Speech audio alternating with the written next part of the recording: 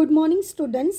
આપણે micro economics સબ્જેક્ટની અંદર આપણે યુનિટ નંબર 4 સ્ટાર્ટ કર્યું હતું, જે હતું પ્રાઇસ ઇલાસ્ટિસિટી ઓફ ડિમાન્ડ, એટલે કે માંગની મૂલ્ય સાપેક્ષતા. એમાં લાસ્ટ લેક્ચરમાં આપણે types of price elasticity of demand એટલે કે માંગની મૂલ્ય સાપેક્ષતાના પ્રકારો આપણે જોઈ ગયા હતા. Today we C the factors affecting the price elasticity of demand, એટલે કે આજે આપણે માંગની મૂલ્ય સાપેક્ષતા, પ્રાઇસ ઇલાસ્ટિસિટી ઓફ ડિમાન્ડ છે એની મૂલ્ય સાપેક્ષતા છે તો કે એને કયા ફેક્ટર્સ છે અફેક્ટ કરે છે એ આજે આપણે જોવાના છીએ. So let us start. The words price elasticity are not absolute words, એટલે કે price elasticity words છે એ સંપૂર્ણપણે એક શબ્દ નથી. They are relative words, એ કોઈ સાથે સહસંબંધિત છે. We know that the demand for the commodities for the one persons may be elastic and for the another persons it may be inelastic or the less elastic. એટલે કે આપણે ખબર જ છે, અગાઉ આપણે જોઈ ગયા છે કે કોઈ એક વ્યક્તિ છે એને કોઈ એક પ્રોડક્ટ છે એની ડિમાન્ડ છે તો બીજા વ્યક્તિ માટે એ જ સેમ પ્રોડક્ટ માટે ડિમાન્ડ હોવું એ જરૂરી નથી. દરેકની ડિમાન્ડ છે, દરેકનું ટેસ્ટ, દરેકના પ્રેફરન્સીસ છે એ કેવા હોય છે, અલગ અલગ છે. એટલે વન પર્સન્સ માટે એ પ્રોડક્ટ ઇલાસ્ટિક્સ હોય છે તો અનધર પર્સન્સ માટે એ લેસ ઇલાસ્ટિક્સ હોઈ શકે છે અથવા તો ઇનઇલાસ્ટિક્સ હોઈ શકે છે. ઇન ધીસ વે, આ કારણોસર elasticity differs from the persons to persons. એ કારણોસર આપણે કહી શકીએ છીએ કે મૂલ્ય સાપેક્ષતા છે, માંગની મૂલ્ય સાપેક્ષતા છે એ પર્સન્સ ટુ પર્સન્સ, વ્યક્તિ ટુ વ્યક્તિ છે કેવું થાય છે, અલગ પડે છે. So it is a very difficult to set up the elasticity perfectly. તો એટલા માટે જ આપણે બહુ ડિફિકલ્ટ ભર્યું હોય છે કે ઇલાસ્ટિસિટીનું પરફેક્ટ મેઝરમેન્ટ કઈ રીતે કરી શકીએ. There can be number of the factors which explain the variations in the elasticity of demand. એટલા માટે ઘણા બધી ફેક્ટર્સ અફેક્ટ કરે છે કે જે ઇલાસ્ટિસિટી ઓફ ડિમાન્ડ છે એનામાં વેરિએશન્સ લઈ આવી શકે છે, એટલે કે વિવિધતા લઈ આવી શકે છે. However, rigid conditions to classify the goods according to the natures of their demand cannot be laid down. એટલા માટે જ કહી શકાય છે કે રિજિડ કન્ડિશન્સ, બહુ વધારે પડતી કન્ડિશન્સ, શરતો જે છે ક્લાસિફાઈ ધી ગુડ્સ, જે શું કરે છે તો કે તમારા જે ગુડ્સ છે એને વહેંચી નાખે છે અકોર્ડિંગ ટુ ધી નેચર, એના નેચર પ્રમાણે, ટુ ધીયર ડિમાન્ડ, અને એની ડિમાન્ડ પ્રમાણે can not be laid down, અને એને તમે લેટ ગો કરી શકતા નથી. Elasticity being a relative only some general principles, અને ઇલાસ્ટિસિટી માટે એના અમુક સિદ્ધાંતો છે એના ઉપર ડિપેન્ડન્ટ હોય છે. Can be formulated which are as follow. જેના માટે કયા ફેક્ટર્સ અફેક્ટ કરે છે આપણે જોઈ શકીએ છીએ. First one, possibilities of the substitutes, એટલે કે સબસ્ટિટ્યુટ્સ એટલે કે પૂરક વસ્તુ. તો કે જે કોઈ પર્ટિક્યુલર પ્રોડક્ટ છે એની પૂરક વસ્તુમાં શું છે એ એના ઉપર અફેક્ટ કરે છે કોઈ પણ પ્રાઇસ ઇલાસ્ટિસિટી ઓફ ડિમાન્ડ છે, કોઈ પણ પર્ટિક્યુલર પ્રોડક્ટની ડિમાન્ડ કેટલી હોઈ શકે છે. If the substitute commodities R available in the market, જો કોઈ પણ પ્રોડક્ટ છે એની પૂરક વસ્તુ જો હોય the demand for the particular commodity will be elastics in the demand, તો એ પર્ટિક્યુલર પ્રોડક્ટ માટેની જે ડિમાન્ડ છે કેવી હોય છે, ઇલાસ્ટિક્સ થઈ જાય છે. For example, there are many bath shop. આપને ખબર છે કે ઘણા બધી બાથ શોપ્સ છે એ સોલ્ડ ઇન ધી માર્કેટમાં વેચાય છે. If the price of the Dettol soap is increase, જો ડેટોલ સોપ છે, ડેટોલના સાબુનો ભાવ વધે, the consumer will turn to buy other cheap soap. તો કન્ઝ્યુમર છે, ગ્રાહક છે, શું કરી શકે છે તો કે એ કન્વર્ટ થઈ જશે બીજા શોપની અંદર, તો કે ડેટોલની જગ્યાએ લાઇબોય છે, લક્સ છે, એનો યુઝ કરવા મળશે. એનો મતલબ શું થયો કે જો કોઈ પૂરક વસ્તુ છે એ અવેલેબલ હશે તો જો કોઈ પર્ટિક્યુલર પ્રોડક્ટનો ભાવ વધશે તો એ કન્ઝ્યુમર છે શું થઈ જશે, બીજા પૂરક વસ્તુની અંદર એ કન્વર્ટ થઈ જશે, કન્વર્ઝન થઈ જશે, ટ્રાન્સફર થઈ જશે. So that the demand for the Dettol soap will contrast, અને એના માટે જ છે ડેટોલ સોપની ડિમાન્ડ છે પછી કેવી થતી જાય છે, ઘટતી જાય છે. If there is a no substitute, પણ જો કોઈ પૂરક વસ્તુ જ ન હોય ઇન ધી માર્કેટની અંદર, consumer has to buy the Dettol soap at any price. પણ જો ડેટોલ છે એની સાબુની જગ્યાએ કોઈ પૂરક વસ્તુ એની હોતી જ નથી તો એના કારણે એને કન્ઝ્યુમરને કમ્પલસરી છે શું કરવું પડશે, ભલે પ્રાઇસ વધ્યા છે તેમ છતાં પણ એ કમ્પલસરી શું કરશે તો કે પરચેસ કરશે. Second example, T and coffee. બીજું એક્ઝામ્પલ આપણે જોઈ શકીએ છીએ T and coffee. Electricity and the gas light. આપણે જોઈ શકીએ છીએ કે ઇલેક્ટ્રિસિટી છે અને ગેસ લાઇટ્સ છે એમાં પણ એ જ રીતે હોય છે, સબસ્ટિટ્યુટ્સ હોય છે. Are the example of the good substitutes. When the price of the tea rise, આપણે કહી શકીએ છીએ કે જો ચાના ભાવ વધે તો લિટલ, એટલે કે અમુક જ નહિવત જ લિટલ ભાવ વધશે, the people may reduce their consumptions of the tea. તો લોકો શું કરશે, ચાનું પ્રમાણ છે, ચાનો વપરાશ છે ઘટાડી દેશે. ટેક ટુ કોફી અને કોફી લેવા માંડશે. Thus there will be a great fall in the demand of the tea. એટલા માટે કહી શકાય છે કે આપણે જો ચાના ભાવ વધવાને કારણે એની ડિમાન્ડ છે કેવી થાય છે, ઘટી જાય છે. In this way having the substitutes or not having the substitutes play the major part to the price elasticity of the demand. એટલે કે એટલા માટે જ આપણે કહી શકીએ છીએ કે જો એની પૂરક વસ્તુ હોય અને ન હોય તો એ વધારે પડતો પ્રાઇસ ઇલાસ્ટિસિટી ઓફ ડિમાન્ડને અફેક્ટ કરે છે. So first of all factor is a possibilities of the substitutes. એટલે કે પૂરક વસ્તુ છે એ ડિમાન્ડ છે, કોઈ પર્ટિક્યુલર પ્રોડક્ટ છે એની પ્રાઇસ ઇલાસ્ટિસિટી ઓફ ડિમાન્ડને અફેક્ટ કરે છે. Second one is the nature of product. We can divide the product according to their nature as following. બીજું છે કે એ કોઈ પણ પર્ટિક્યુલર પ્રોડક્ટ છે એના નેચર શું છે, કયા પ્રકારનું છે, એ અફેક્ટ કરે છે પ્રાઇસ ઇલાસ્ટિસિટી ઓફ ડિમાન્ડ. તો એના નેચરને આપણે 3 કેટેગરીમાં ડિવાઈડ કરી શકીએ છીએ. First one, demand for the necessaries and the conventional necessaries. એટલે કે જરૂરિયાતની વસ્તુ અને બિનજરૂરી છે અથવા તો એડજસ્ટેબલ થઈ શકતી હોય એવી જરૂરિયાતની વસ્તુ શું છે એને આપણે કરશું. Second one is a demand for the luxurious commodity. બીજી કઈ છે તો કે આપણે મોજ શોખની વસ્તુ માટે, લક્ઝરિયસ મીન્સ મોજ શોખ, તો મોજ શોખની વસ્તુ માટેની કેટલી ડિમાન્ડ છે એ. And third one, demand for goods having the several uses. અને અમુક ગુડ્સ એવા છે કે જેના ઘણા બધી લોટ્સ ઓફ મલ્ટિપલ યુઝ થઈ શકતા હોય તો એની ડિમાન્ડ શું છે એના ઉપરથી આપણે એના નેચર આપણે જાણી શકીએ છીએ. So let us start. First of all, demand for the necessaries and the conventional necessaries are elasticity or the less elastic. એટલે કે જરૂરિયાતની વસ્તુ છે ઇલાસ્ટિક્સ પણ હોઈ શકે છે અને ઇનઇલાસ્ટિક્સ અથવા તો લેસ ઇલાસ્ટિક્સ હોઈ શકે છે. The demand for the food grain એટલે કે અનાજ છે એ and the minimum clothes must be satisfied. અને તમારે ઓછામાં ઓછા તમારા કપડાં અને તમારું અનાજ છે એ તો તમારે ફરજિયાતપણે તમારે શું કરવું પડે છે, સંતોષવું જ પડે છે. We can not lead our life without them. એટલે કે આપણું જીવન એના વગર શક્ય છે નહીં. એન્ડ સચ as such their demand does not change very much with the higher changes in their prices. પરંતુ જો આ ડિમાન્ડની અંદર કંઈ પણ ફેરફાર છે એમાં કંઈ કરી શકે નહીં. કમ્પલસરી તમારે એમાં શું કરે, પ્રાઇઝીસમાં ગમે એટલો ચેન્જીસ આવે તમે ખરીદ જ છો. Some demand are the conventionals or the traditional. અમુક ડિમાન્ડ કેવી હોય છે, કન્વેન્શનલ છે અને ટ્રેડિશનલ છે, એટલે કે આપણી પરંપરા મુજબ એને લેતું જ હોય છે. Marriages and the other functions are celebrated according to the social traditions. એટલે કે સામાજિક પરંપરા માટે આપણે મેરેજ છે, ફંક્શન્સ છે, સેલિબ્રેટ કરીએ છીએ. In this cases price change may affect the less and the demand becomes the less elastics. અને આના કારણે આપણે કપડાની અંદર ગમે એટલો ભાવ વધારો થશે તેમ છતાં પણ આપણે ખરીદશું. એટલા માટે એમાં પ્રાઇસ છે કેવી છે, લેસ ઇલાસ્ટિક્સ છે. શું કામે તો કે મેરેજ ફંક્શન્સ છે, આપણે સમાજની જરૂરિયાતો છે, સમાજમાં રહેવા માટે આપણે શું કરીએ છીએ તો કે ગમે એટલો પ્રાઇસ એમાં વધશે તેમ છતાં પણ આપણે એને પરચેસ કરીએ છીએ. એટલા માટે આપણે ટ્રેડિશન્સ મુજબ, આપણા સોશિયલ કલ્ચરલ્સ મુજબ આપણે અમુક વસ્તુ છે પરચેસ કરતા જ હોય છે. એટલા માટે ત્યાં એ પ્રાઇસ કેવી છે તો કે લેસ ઇલાસ્ટિક્સ છે. જરૂરિયાતની વસ્તુ છે, ગમે એટલું ભાવ વધશે તેમ છતાં પણ આપણે અનાજ ખરીદવું જ પડશે, કપડાં ખરીદવા જ પડશે. તો એ બધી વસ્તુ છે કે જે જરૂરિયાતની વસ્તુ છે તો એની અંદર પ્રાઇસ કેવી હોય છે તો કે લેસ ઇલાસ્ટિક્સ હોય છે.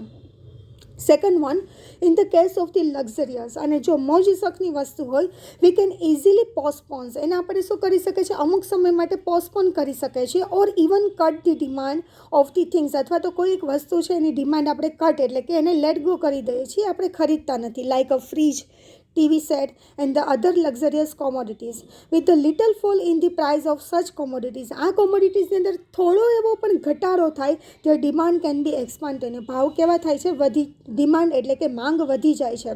The reserve will happen when the price of સચ અ ગુડ રેઝ. અને જો આ જ વસ્તુ છે એના ભાવ વધશે, ધીસ મેક્સ ધ ડિમાન્ડ મોર ઇલાસ્ટિક્સ. એટલા માટે કહી શકાય છે કે આની ડિમાન્ડ કેવી છે તો કે વધારે પડતી ઇલાસ્ટિક્સ છે.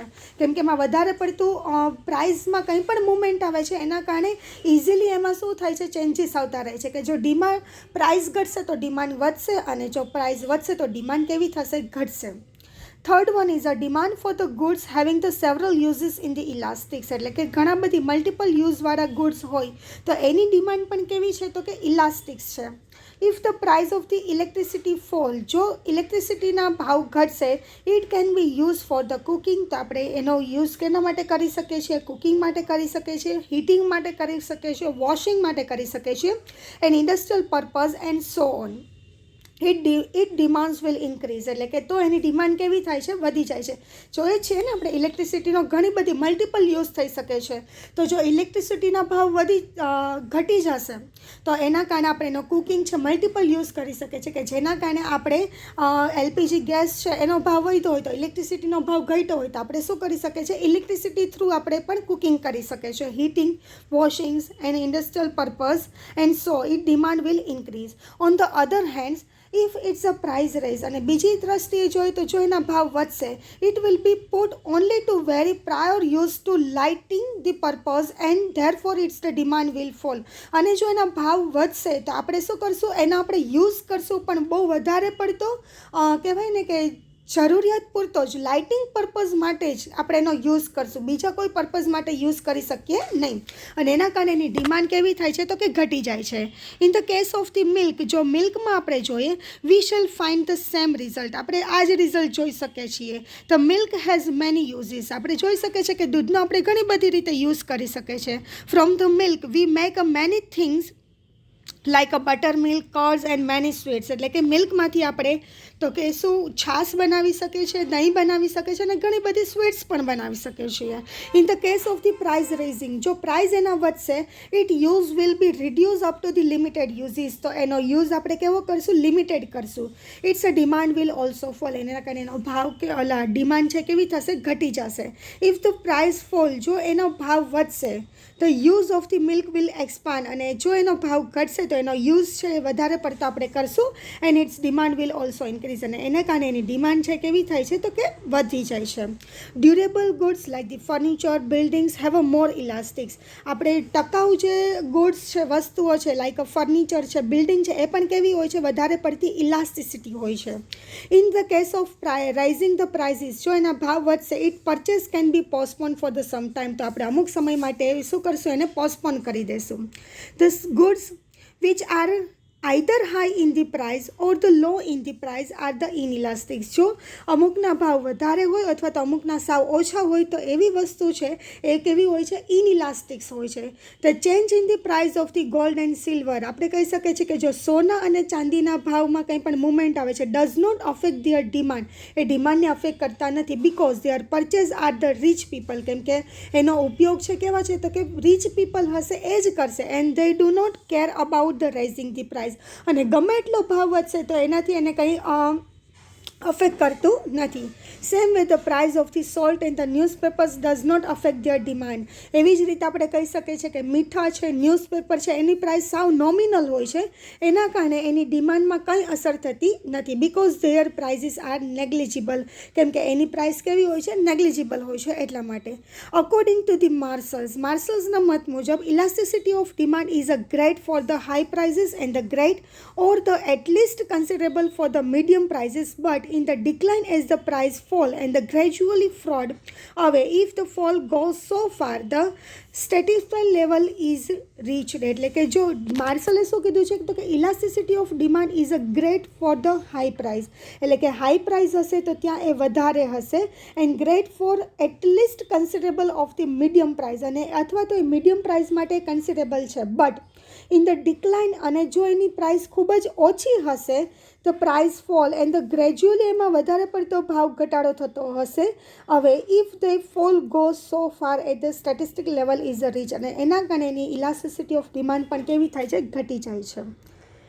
સો સેકન્ડ પોઈન્ટ ઇઝ શું છે તો કે નેચર ઓફ ધી પ્રોડક્ટ, જેમાં આપણે નેચર છે એને 3 પાર્ટમાં ડિવાઈડ કર્યા હતા, નેસેસરી ગુડ્સ માટે, લક્ઝરિયસ કોમોડિટીઝ માટે એન્ડ ધ મલ્ટિપલ યુઝ માટેનું.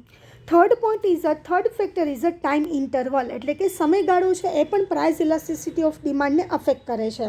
If the time interval is a short, જો ટૂંકા ગાળા માટે હોય, the consumer can adjust his demand with the increasing the price, તો કન્ઝ્યુમર છે એ પોતાની ડિમાન્ડ છે શું કરી શકે છે, એડજસ્ટ કરી શકે છે, કે ચલો અત્યારે પ્રાઇસ રેસ છે તો ટૂંકા ગાળા માટે આપણે એની ડિમાન્ડ નહીં કરીએ અને શોર્ટ ટાઈમની અંદર પછી આપણે પરચેસ કરી લેશું. He think this increase of the price, એ એવું વિચારશે કે જો ભાવ ભાવ વધે છે ઇન ધ ટાઈમ બિંગ એટલે કે સ્ટાર્ટિંગમાં means for the short time એ ટૂંકા ગાળા માટે હોય છે. So it will be less price elasticity. તો એની પ્રાઇસ કેવી હોય છે? લેસ હોય છે, કેમ કે ત્યાં ડિમાન્ડ કરતા નથી.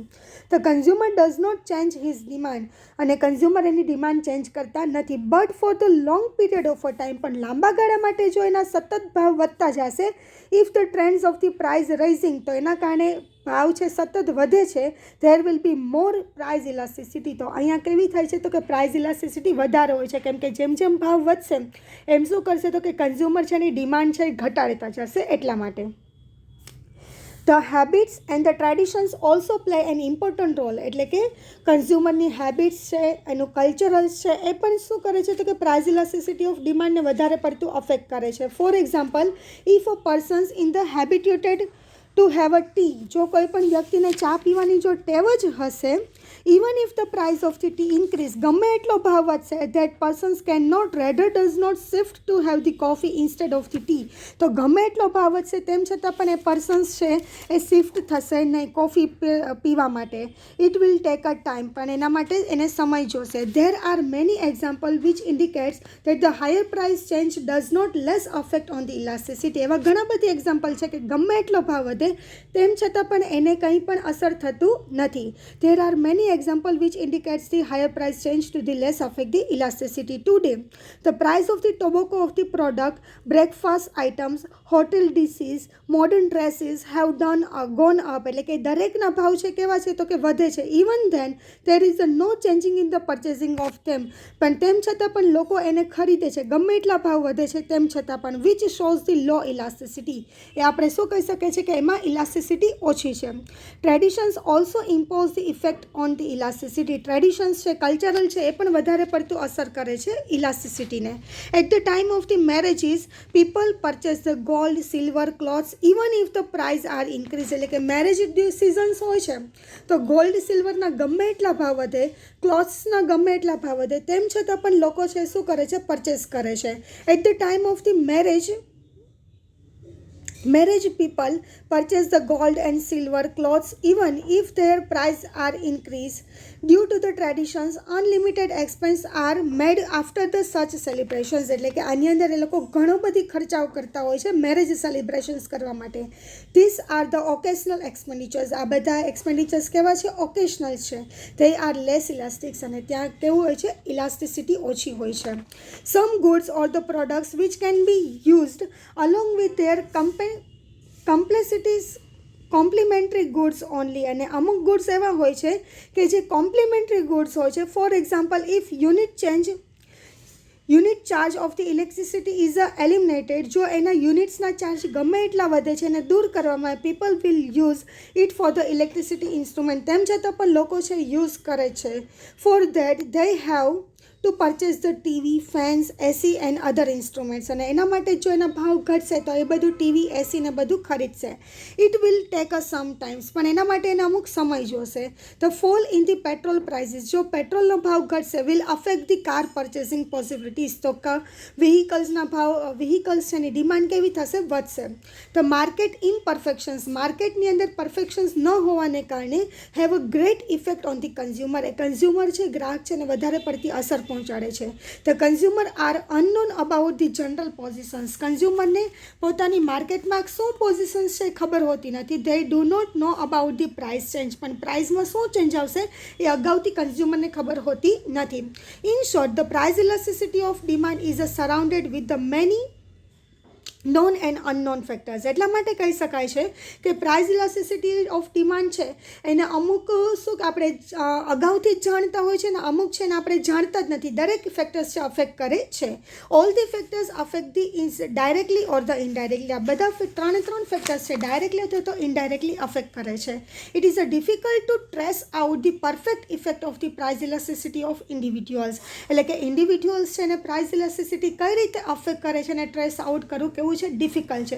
વી have just to presume it. એને તમે ખાલી અનુમાન જ મેળવી શકો છો. So this is the factors affecting the price elasticity of demand, જેની અંદર આપણે 3 ફેક્ટર્સ જોયા. First one possibilities of the substitute, second one nature of product and third one is a time interval. જો તમને આ ટોપિકની અંદર કંઈ ન સમજાય તો એની ટાઈમ પૂછી શકો છો. Thank you.